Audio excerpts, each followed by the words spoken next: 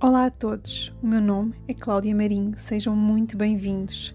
Este é um podcast que fala de recomeços, que dá voz a mulheres incríveis que contam a sua história e o seu propósito de vida, para que tu te possas inspirar e seguir o caminho que desejas. Tenho comigo hoje a Joana Teixeira, tem 40 anos, é mãe de 2 meninas e durante a pandemia encontrou o seu verdadeiro propósito.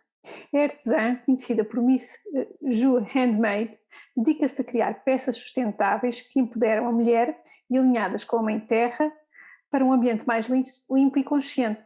Todas as peças que cria contêm amor, paixão e cor.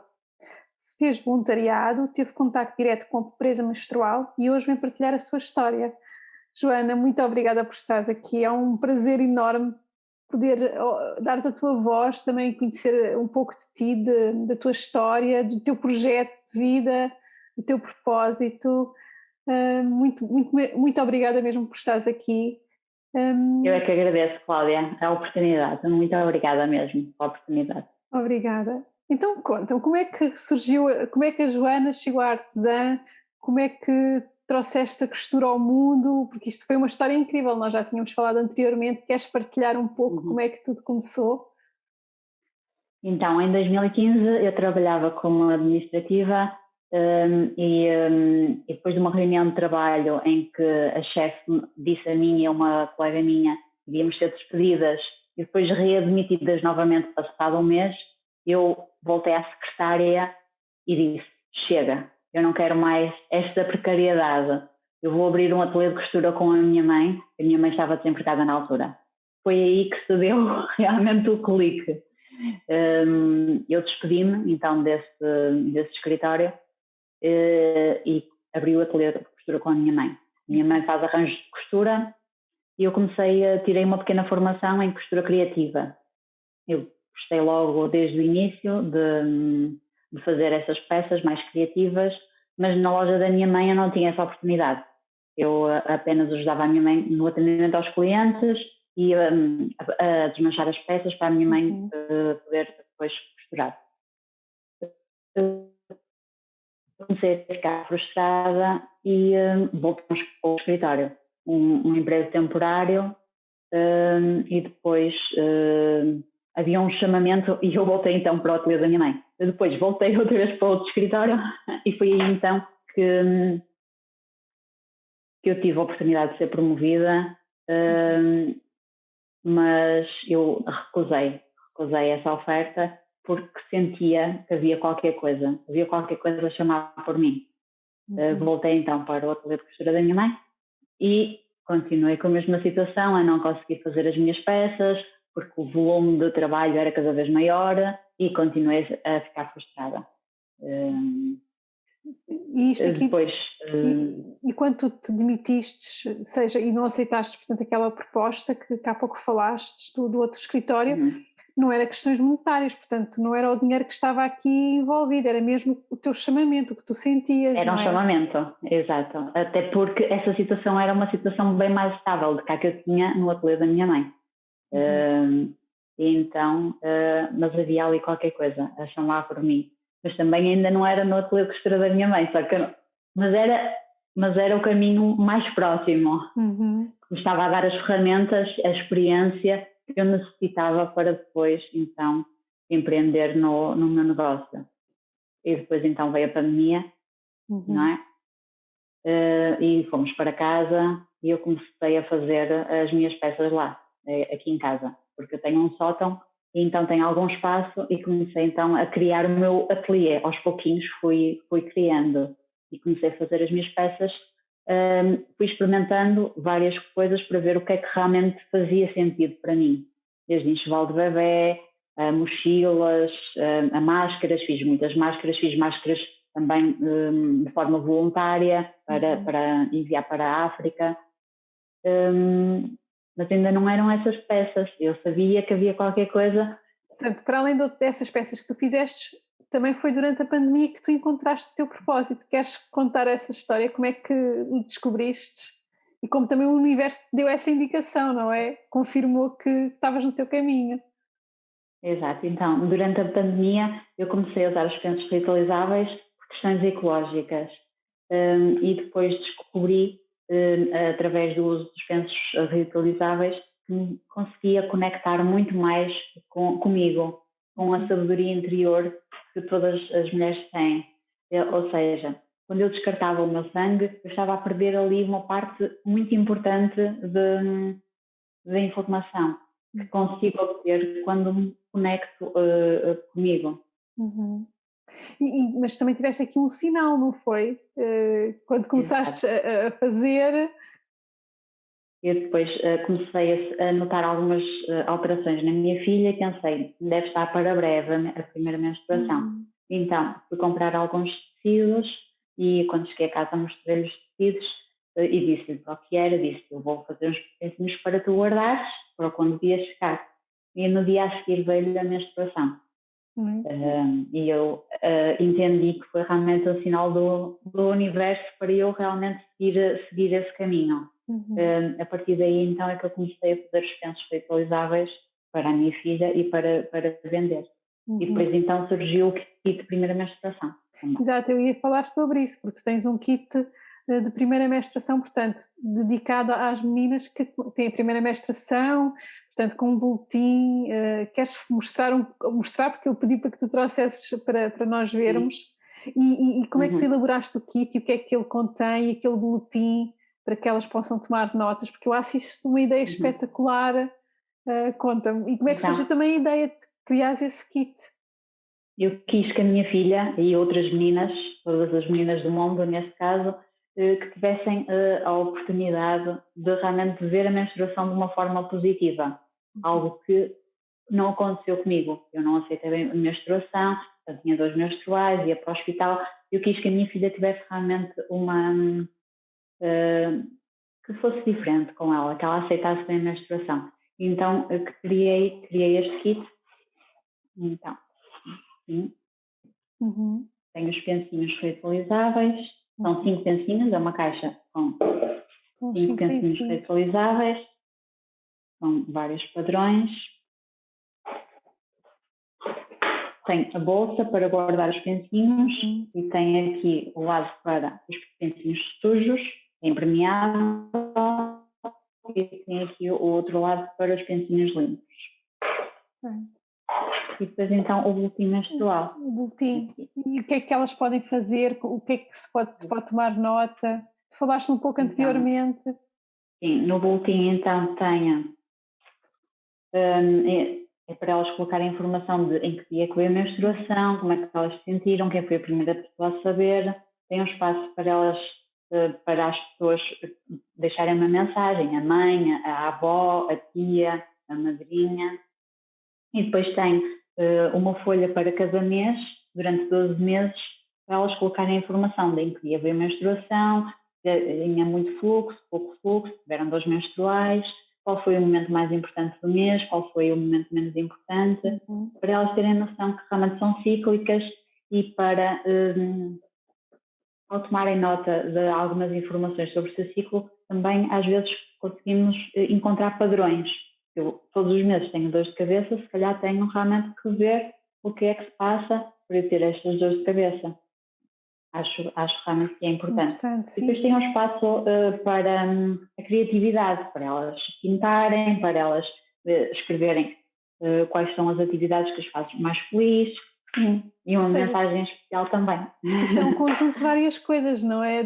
Não só da história, de como é que começou a história delas, não é? Com a menstruação, o registar, depois também com quem é que elas comunicaram, as mensagens, não é? E criar aí uma espécie de diário de início, não é? De história. Exato. Isso é muito bonito mesmo, Joana. Então, e diz-me, como é que, porque aos pensos reutilizáveis que tu dedicas a maior parte do teu tempo e é isso, para além das outras peças que fazes, como é que é a aceitação dos pensos reutilizáveis perante as mulheres?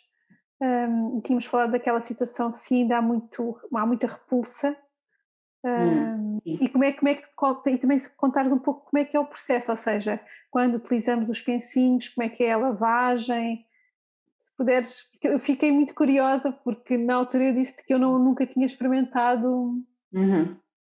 Sim. Então, eu noto que realmente as mulheres mais jovens são as que aderem com mais facilidade e as mulheres já tiveram filhos, têm mais alguma resistência. Ainda assim, há algumas que ainda vão aderindo. Em relação à lavagem, a lavagem é muito simples, deve-se retirar o sangue antes de colocar na máquina. E depois pode ir à máquina ou podem ser lavados à mão, depende da preferência da pessoa. Há quem goste de lavar à mão, há quem goste de meter na máquina. O importante mesmo é retirar o sangue antes de colocar na máquina. O resto é muito simples.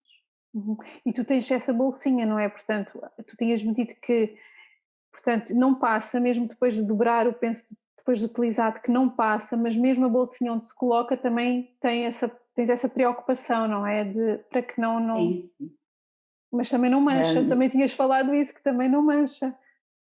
Sim, a mulher está na rua, tem que trocar o penso, é exatamente igual como o descartável, mas em vez de ir para o lixo, coloca na bolsinha e coloca o pensinho limpo. Quando chega a casa, mete o pensinho sujo numa bacia com água, pode meter logo na máquina ou podem ser lavados passados 3 dias. Pode fazer a lavagem todos juntos. Exato. Então é mesmo muito simples, não é um bicho de 7 cabeças como... Não é.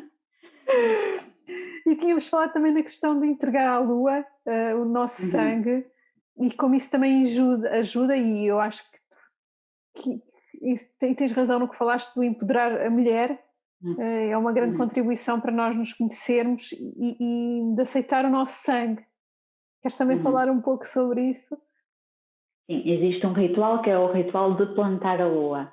Então, nós, depois de recolhermos o nosso sangue com os pensos reutilizáveis ou a quem usa o copo menstrual, devemos entregá-lo à terra, ou há quem entregue também no mar.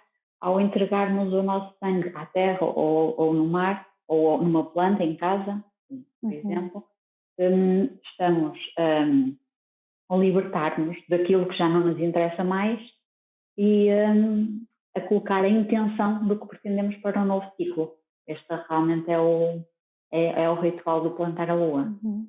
E tinhas falado também naquela questão, quando falámos antes do podcast, da aceitação, não é? Que é o aceitar o nosso sangue, e como isso é tão importante, e nas questões das dores que também mencionaste, que ao termos essa consciência, ao aceitarmos o que é nosso, também estamos a contribuir para que as dores e a aceitação, não é? Que tínhamos falado sobre isso. Não sei se queres mencionar algo importante. Então, nós devemos realmente amar todas as partes do nosso corpo, não é? E o sangue é uma delas. E o sangue menstrual e o sangue do parto são sangues que não têm nada a ver com doença, são sangues que transmitem vida. Por isso, porque é que nós vamos sentir repulsa de um sangue que é vida? Não tem nada de negativo, antes pelo contrário. O sangue da menstruação tem só coisas positivas. Então é mesmo isso, é amarmos todas as partes de nós. Se nós não conseguirmos amar o nosso sangue da menstruação, também não vamos aceitar tão bem outras coisas da nossa personalidade, por exemplo, ou outras coisas que nos acontecem no dia a dia. Temos que aprender a aceitar tudo aquilo que nós temos. Eu concordo tanto contigo. E sabes que eu acho que tu, quando falámos, abriste uma consciência nesse aspecto, porque eu já utilizei o copo menstrual, mas penso reutilizáveis nunca utilizei. E faz-me todo o sentido quando tu dizes de aceitarmos o nosso sangue, e eu própria passei por essa experiência de ter dores, e tal como tu falaste, também fui parar ao hospital. Quando nós temos a primeira menstruação, quando eu tive, há sempre assim uma situação de agora podes engravidar, isto e aquilo, vais ter dores, e nananana.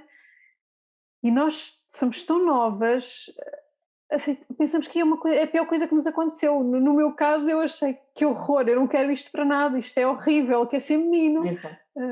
Por isso é que eu tive a ideia então do kit de primeira menstruação, foi realmente para desconstruir isso, A menina não passa de menina a mulher, não.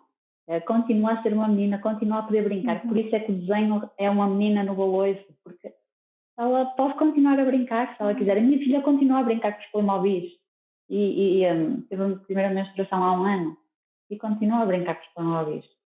Ela não é uma mulher, ela está a transformar-se, o corpo está em transformação, mas ela ainda não é uma mulher. Exatamente, é isso mesmo. Eu, antes de fazer a tua entrevista, estive a ler um pouco mais sobre os pensos reutilizáveis e em média quanto é que uma mulher, se utilizarmos os pensos descartáveis, quantos quilos produzimos. Então o que eu li é que são 200 quilos numa vida de lixo, que demoram 400 anos depois a decompor-se. Portanto, o impacto ambiental é mesmo muito forte, mesmo muito grande, e eu acho que estás a fazer um excelente trabalho, porque estás a ajudar não só o planeta Terra, as próximas gerações, e este empoderamento não só das mulheres, mas das próprias meninas que começam a crescer e tornarem-se mulheres. Então, é possível usar só os pensos reutilizáveis. A minha filha nunca usou um penso descartável. Eu realmente tenho muito orgulho nisso e muito orgulho nela. Claro, é que é mesmo, porque o impacto que ela vai ter, que ela tem e que está também já a contribuir para o ambiente, se todos nós fizermos isso, uau, já imaginaste se for 200 quilos por mulher, que cada mulher, portanto, esses 200 quilos demoram 400 anos, Joana, é muito lixo, é um impacto bastante grande. Eu ia tocar agora aqui na questão do voluntariado que tu fizeste, dessa experiência incrível e das mulheres que tu também tocaste lá. Como é que foi? Conta-me. Então, eu fui para Cabo Verde fazer voluntariado para ensinar as meninas a fazer pensos reutilizáveis. E então foi uma experiência incrível. Primeiro, a aceitação foi muito boa. Elas desde logo aceitaram, desde logo arregaçaram as mangas e vamos lá trabalhar, vamos lá aprender a fazer os pensos reutilizáveis. Foi incrível mesmo. Portanto, tu ensinaste elas a trabalharem, a fazer desde raiz. Exato, sim. Eu ensinei e elas fizeram. E elas conseguiram fazer tudo. Exato. E tiveste então o primeiro contacto também com a pobreza menstrual, que para mim eu não tinha consciência de como é que era e dos pontos que tocaste. Não sei se queres mencionar, porque eu não sei se toda a gente tem essa consciência do que é a pobreza menstrual e do impacto que tem. A pobreza menstrual já existe, também em Portugal, não é? Existe em todos os países do mundo, infelizmente. Eu já tinha conhecimento, mas tive um maior contacto com a pobreza menstrual lá em Cabo Verde. Então as meninas não têm, aqui nem se fala em descartáveis, porque elas não têm nada, nem descartáveis nem reutilizáveis, então muitas delas deixam de ir à escola, porque não têm nada para colocar. E outras, ou então metem pedaços de jornal ou papel higiênico, e daí depois ganham infecções, porque não é o mais correto para usar. É isso. E também falaste na questão das casas de banho, não é? Não há... Sim, não há água e eu estava menstruada e passei por isso, precisava de ir à casa de banho, ou não tinha casa de banho para trocar, ou então ia a uma casa de banho e não tinha água para... Mas isso é uma realidade. Água. É uma realidade, exato. E as meninas deixarem de ir à escola por esse motivo, não é? De não terem como poder, que para nós é tão simples, mas que tem esse impacto, ou seja, deixam de ir mesmo à escola. Exato. Então, e diz-me, para além destes pensos reutilizáveis, quais são as outras peças que fazes? Falaste nos enxovais, mas também fazes outras peças que também contribuem também para o meio ambiente. Eu tento-me focar realmente mais nas peças ecológicas e sustentáveis. Então, são os pensos reutilizáveis, são as bolsinhas para os pensos reutilizáveis, são os desmaquilhantes reutilizáveis para limpar o rosto ou para tirar a maquilhagem. E faço também porta-santos para as pessoas deixarem de usar papel de alumínio, por exemplo. Tento-me focar assim mais nessas peças. E onde é que nós podemos te encontrar? Como é que tu fazes? Se quem quiser adquirir os teus produtos, como é que pode fazer? Então, estou nas redes sociais, no Instagram ou no Facebook. Basicamente é mandar uma mensagem privada e eu envio por correio ou entrego no Porto Matosinhos. Mas também começaste a fazer agora feiras, não foi? Feiras artesanais, Sim. ou seja, também pontualmente. Sim, fui convidada para estar num ateliê que está a fazer um mercado de Natal e eu estou lá. Entretanto, poderão surgir outras feiras. Vamos ver. Eu se calhar depois deixo aqui em baixo mesmo a tua informação para quem quiser visitar a tua página ou mesmo te contactar por e-mail, possa fazer e ter conhecimento das peças incríveis que tu fazes, porque é uma delicadeza e eu já tinha-te mencionado isso, como tu tiras as fotografias, o carinho com que pegas em cada peça e elas serem tão coloridas, não é? E mostram mesmo ali muita paixão. Quais são os teus sonhos para o futuro? Ou seja, sabes qual é o teu propósito, que é este caminho também pelo ambiente, o empoderamento da mulher? Quais são os teus planos? O que é que sonhas fazer mais?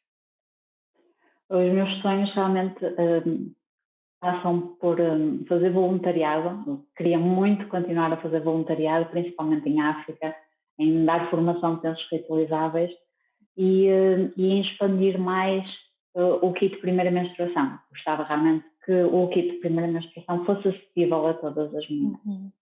Que fosse o kit, não é que todas as meninas pudessem, se calhar, começar pelas escolas, também essa sensibilidade. Escolas, centros de saúde, sim. E diz-me, quem quiser começar um negócio, porque tu passaste pela experiência de estares a trabalhar por conta de outrem, não é? Depois demitiste, depois tiveste outra vez novamente a oportunidade e voltaste também a sair e foste trabalhar com a tua mãe e então decidiste fazer as tuas peças. Quais são os conselhos, porque não é fácil e tínhamos tocado nisso, quais são os conselhos que tu darias a uma pessoa que quer começar, que tem uma ideia...